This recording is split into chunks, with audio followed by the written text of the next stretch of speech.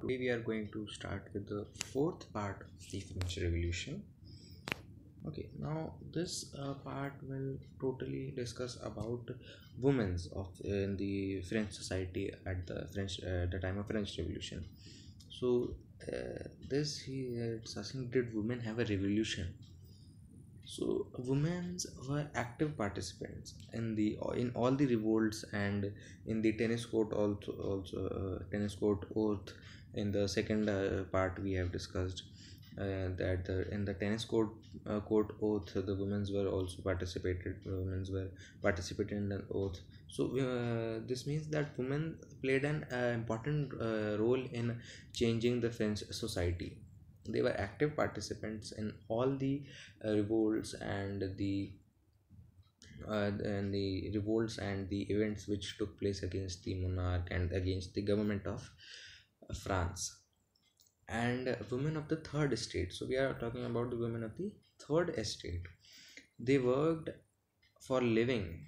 They had to work for a living, and they worked as landresses, sold flowers, fruits and vegetables, or they were employed as servants in the house of rich people. Rich people means had the people of the first estate or the second estate.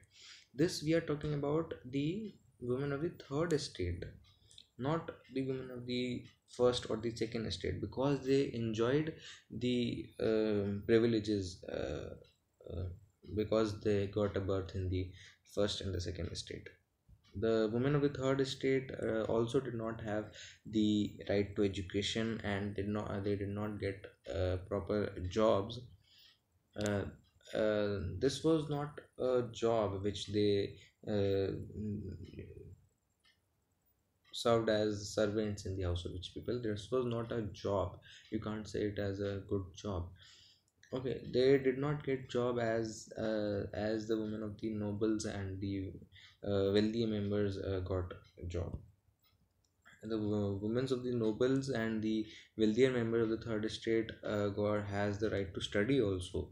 They had the women of the nobles and wealthier members, the clergymen, had the right to education. They had the right to gain they had the right to go to schools and gain knowledge.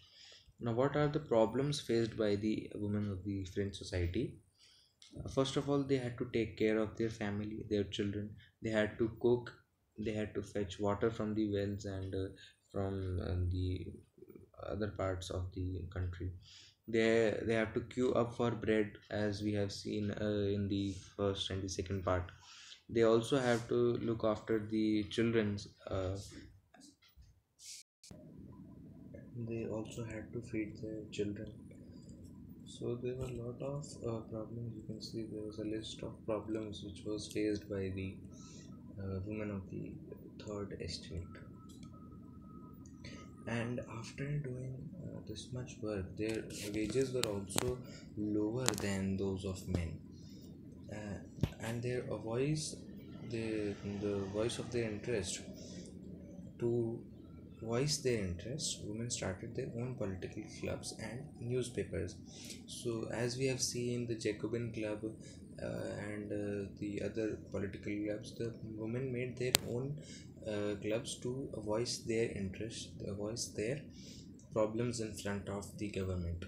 So, they started their political clubs and newspapers in which they showed their problems which they faced.